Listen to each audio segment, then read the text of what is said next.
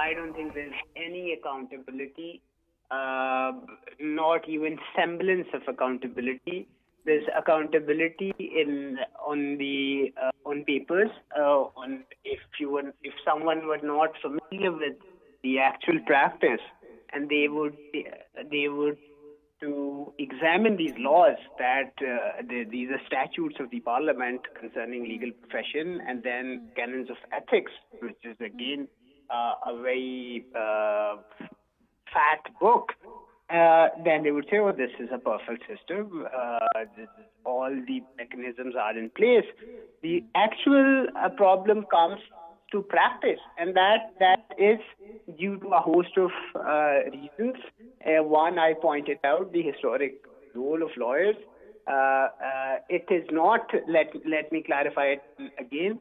That this is not completely self-imposed collapse, or the lawyers are not only responsible for this collapse and this failure, but there's also another thing which is that elections. There's also some system flaws that are built into the system. The lawyers, the elections are unending. I live in Lahore near these courts, high courts. The election cycle is unending. So I think we should consider, and what is the problem of an unending election cycle? The problem is that those people who are charged to discipline lawyers, they are also candidates, or their groups are candidates, and they have to seek votes from those very people who they have to discipline. And this is a clear conflict of interest. And I think there's, as they say about war, that war is too important a matter to be left to generals. Similarly, I think justice system, lawyering is too important a matter to be left out entirely to judiciary or bar representatives, because the general public has a great stake. We tend to forget, the lawyers and everyone else tend to forget, that the primary purpose of the existence of judiciary and lawyers and all of these professional bodies is to serve the people. The litigants are the primary stakeholders.